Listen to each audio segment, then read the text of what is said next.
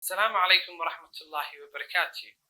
My name is Dr. Abdirsaq, and this is Grand Online Academy. Today we will be doing a very short video about birth and marriage. Birth and marriage. Before we start the lesson, I'd like you to like our page and also share the video with your family and friends.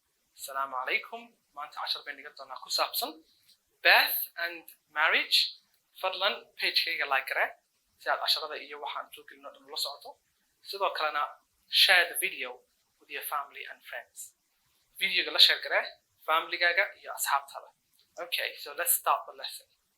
So birth waa dhalashada. Birth waa dhalashada. Birthday waa maalinta qofku dhashay weeyaan.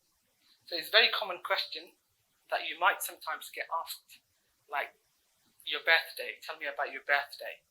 So birth waa dhalashada and marriage. Marriage waa haween waa guurka in qofku guursado.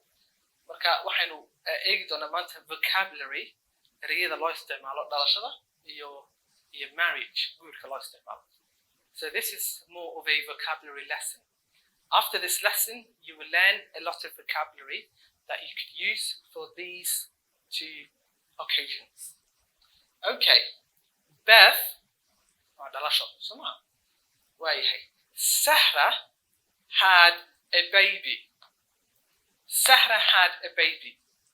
Sahra waxay umushay, ilmay umushay, a baby. Marka had waa umushay weeyaan. It's the past of have. It weighed 3 kilograms. So the weight, culayska ilmaha dhakhaatiirtu sheegeen wuxuu ahaa 3 kilograms. 3 kilograms. Ilmaha culayskiisu 3 kilogram buu ahaa. They'll call him Muhammad. They'll call him Muhammad.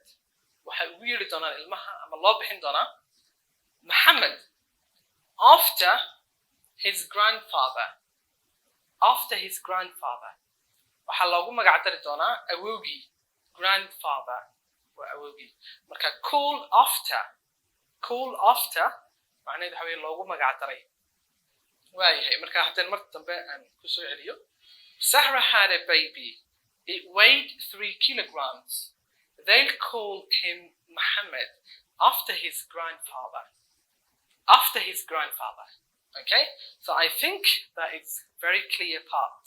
Marka waxaad baratay qofka maxaa loogu magac darayaa ilmaha miisaankiisa and had a baby. Okay? Alright.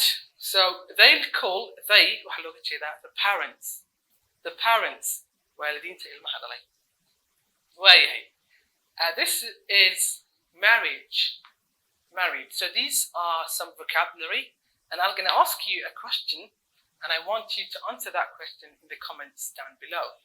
Comments kaga soo jawaab. Marriage. And waayahay. So I'll ask you the question afterwards. Xagga dambe kaa weydiinaya. Single. Single. What is single? Are you single or married?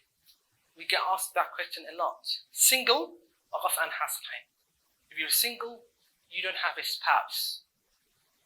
Married macnaheedu waxa weeyaan waa qof xaas leh. Married waa qof xaas leh weeyaan.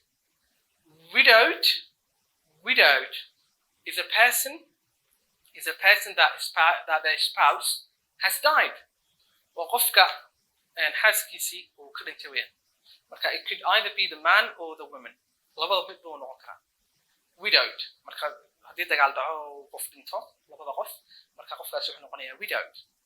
And divorced macnaheedu waxa weeyaan the marriage has legally ended.